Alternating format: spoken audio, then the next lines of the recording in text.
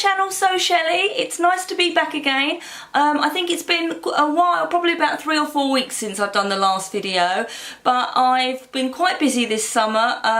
For those of you that don't know, I'm actually a school teacher, so I've been on summer holidays, so a lot of my time has been catching up with friends, doing things, so I've tried to squeeze as much sewing in as possible. However, I have to hold my hands up and say I have not done as much sewing as I thought I was going to do. And although I haven't done as much sewing I was going to do, I have made some extra little projects which were very, very quick and easy to do, but they weren't dressmaking projects, but I thought it would be nice to share those with you. Anyway, I have made 2 of the 4 items that I think I said I was going to make, which I'm wearing now, and I will review those for you in a moment and go through with you how I found the patterns and how I found making them. The patterns that I didn't do were the Agnes top from Tilly and the Buttons, and I am just in the process of making a vintage shirt dress from Sew Over It with the fabric that had all the birds on it, which was in my previous video, and I'll put a link to that above so that you can watch that if you haven't seen it already. But I am in the middle of making that, and I hope to bring you that one with my next video. But I'm going to show you what I'm wearing now and review the patterns that I've actually done. So to start off with, the first pattern I attempted to do was the new Look Kaftan pattern. I'll just pop a link into it there so you can see what it looks like. And I have to say, although it says easy on the pattern, I was pulling my hair out with it. I don't know whether I had a moment or whatever, but I found the instructions a little bit difficult to follow in some areas, especially putting the elastic casing in around the middle for the, sorry, not the elastic casing, the casing around the middle to put a ribbon to make the tie. So I made it. I had to then cut it up again because it wasn't right, and all kinds of things went wrong with it, so I was ready to throw it out the window, I'll be honest with you. And also this fabric is absolutely beautiful, but oh my goodness, is it so difficult to sew with. It was so fine, and even though I did use a walking foot with it, which helped, it was still moving around and trying to pin it together and sew where you wanted it to sew. I found the whole process actually quite stressful making this caftan, although I really do love it. So I'm going to show it to you now, and it's got kind of 3/4, well, not 3/4 length sleeves, I would say mid-length sleeves. It's lovely and flowy, and obviously the best thing to wear it over is really a swimming costume. That's what I made it for, but I've just got it on over my Sew Over It trousers at the moment, and it's got this casing in the middle here where you put, you make a little ribbon and it goes through the middle and that ties here.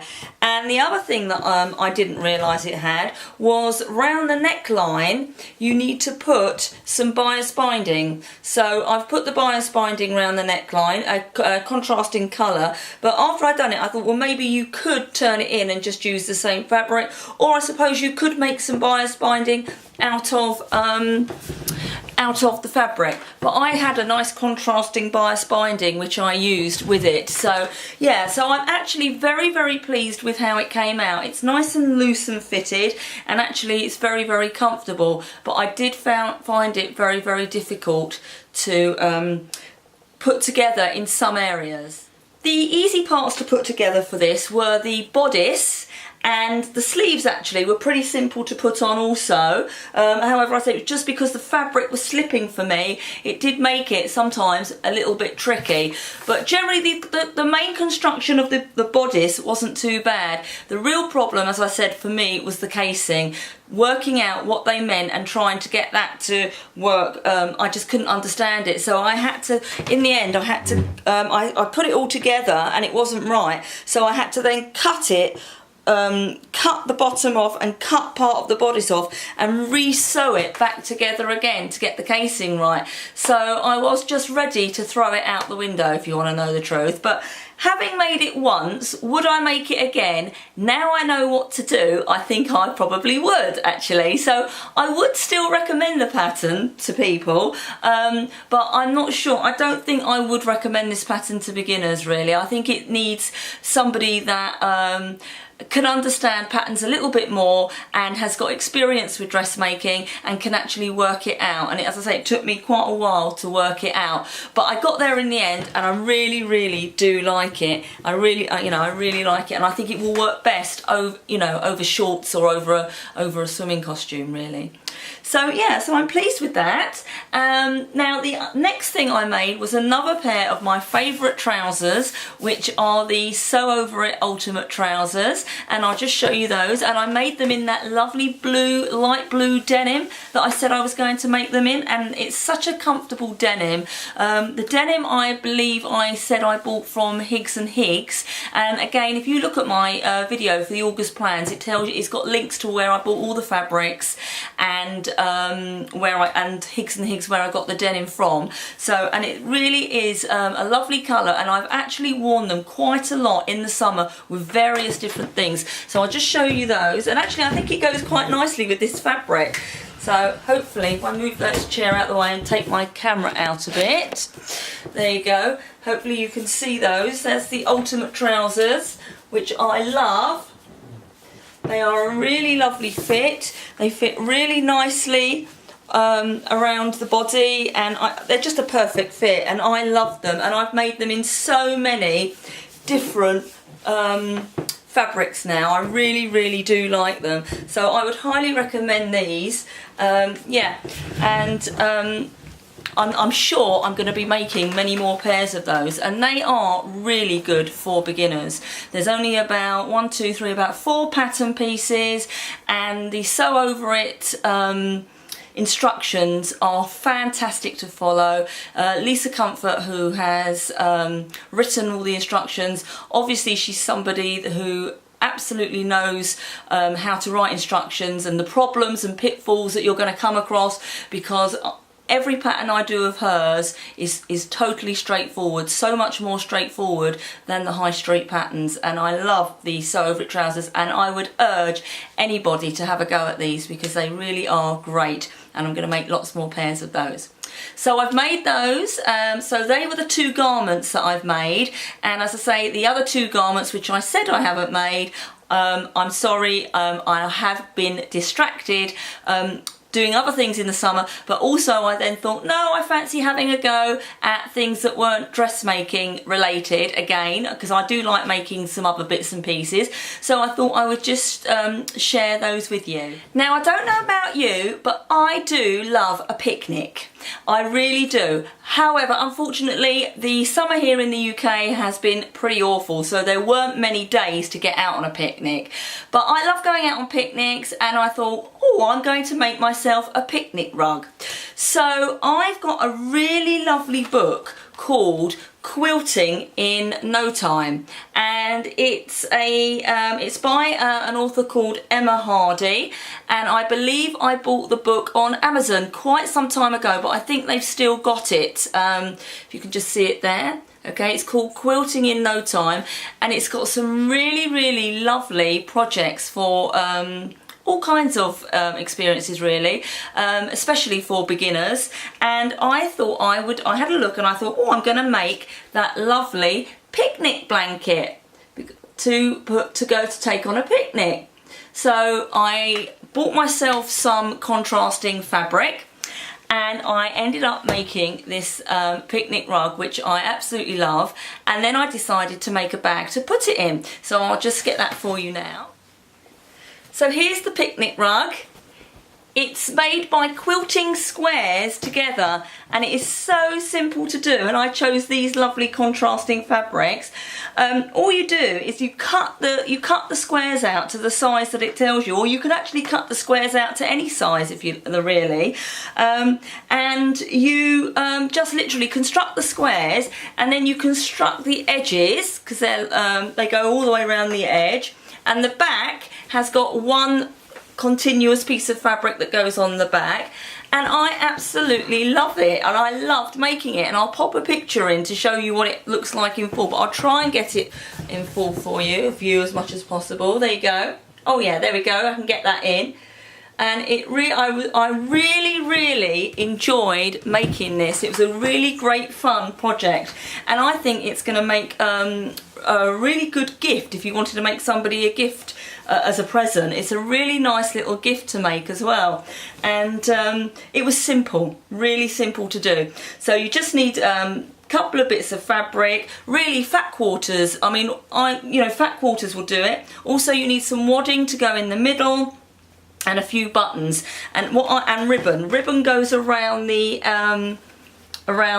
edge, which you put in between the edging and the edging of the squares, and also you put little buttons in the corners, and I've got these cover buttons, and I covered them up to match the fabric on the back. So I love it. I really like it, and it didn't take too long to make, and I've taken it out on 1 or 2 picnics, but I decided I wanted a bag to put it in. So with some of the fabric that was left, and I kind of made it up really through my knowledge of making drawstring bags. If you want to make a drawstring bag, there are lots of videos on YouTube to follow if you want to make one, and again, they are really simple to do. So it's not got a pattern, I haven't got a book for it, so all I did was I took some of the same fabric, sewed it together to make this little bag, and then you pull the ribbon together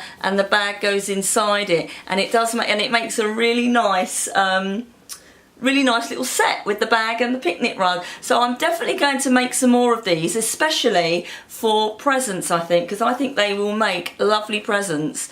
So yeah, so that was one thing I made, and I'm really pleased and chuffed with that. And the book I don't think was too expensive. And the next thing I decided to make was just a little makeup bag, because my makeup bag, my cosmetics bag, was falling apart, and I thought, oh, I'm going to go and buy one. And I thought, no, don't be ridiculous, Shelley. Why? I don't need to go and buy one. I've got so much scrap fabric that I can actually make myself one. So I went on YouTube for this. I mean, not that I didn't really know how to do it, but I just wanted to double check. And as some of you know, one of my favourite authors for writing books and showing you how to do things on YouTube is Debbie Shaw.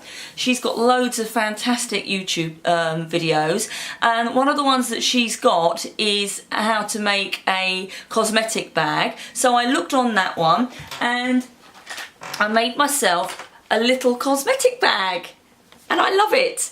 And it's got a shoe fabric on it, fabric which has got shoes all over it. And I had, this was just in my stash. I'm afraid I can't tell you where I got the fabric from. I've had it a very long time. I think I only had a fat quarter of it, so you can see it was perfect size to make this. I also put on it a contrasting zip, which I already had, and it is lined as well. So you've got some nice lining that you can put inside it to contrast, and it's such an easy thing to do. I think with the one that Debbie Shaw does, she does ones where she puts fabrics together, she quilts the actual bag, but I just used one piece of fabric for the back and front, and a piece of fabric for the back and front for the lining also. So so I've made that as well, and that literally took me about an hour to make, and it's a really good easy project. The only thing I would say, if you're worried, is the zip, but that was so easy. It was put in with the lining and the outer fabric, so it wasn't even like you had to insert the zip into anything. It was all constructed together, so it was really simple to do. So I've made that as well.